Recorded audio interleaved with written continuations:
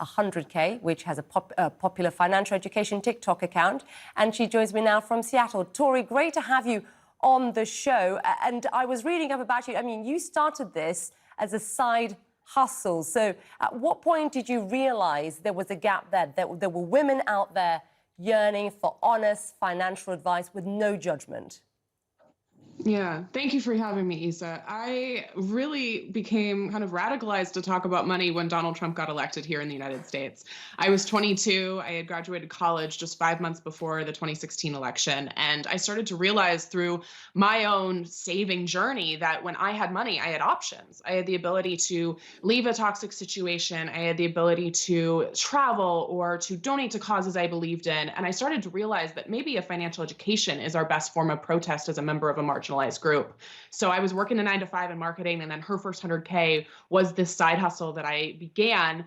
And it's been taken off since then. It's absolutely been crazy. We have 3 million followers now. I have a New York Times bestselling book called Financial Feminist. And I'm just so honored to do the work that I do, fighting the patriarchy by making women rich. Fighting the patriarchy. And the majority of your followers, I believe, Tori, are women. So what have you learned in the last few years as to why women don't invest, as to why when you may be scared here of talking about money, just to start off with?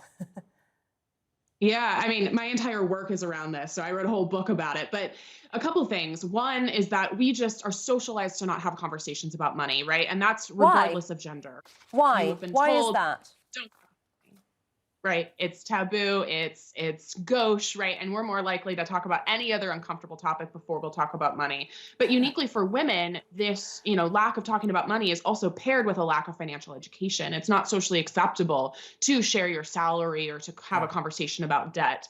Women are also shamed for their spending in a way that men aren't, right? When we think about frivolous spending, frivolous is a very gendered word in this case. It means manicures, lattes, designer purses, but it doesn't mean football tickets or golf clubs, right? So that's, I think, one of the differences we see is that even when women do try to educate themselves about money, their very purchases are deemed frivolous when men's aren't.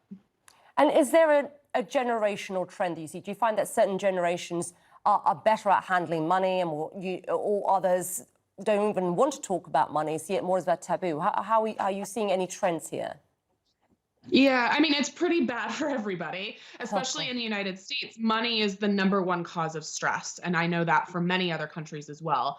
The interesting thing about millennials and now Gen Z, I am a millennial, I'm 28, and the interesting thing that I am having conversations with everybody is stagnating minimum wages, especially again in the US. We're seeing $1 trillion student debt crisis.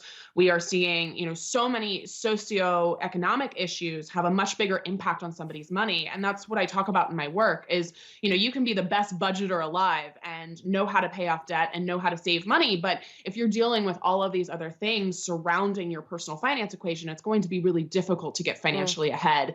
So this is where policy change really has to come in to support both individuals and society at large.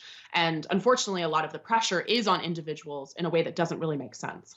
Yeah, and so many right now, as you well know, Tori, are facing such a tough economic climate, rising inflation, high interest rates, cost of living crisis. It's so difficult for so many families can't even put food on the table and living paycheck to paycheck. But all this advice that you outline, so important, and it gives you, like you said, the financial freedom. Tori, really appreciate you taking the time to speak to us there.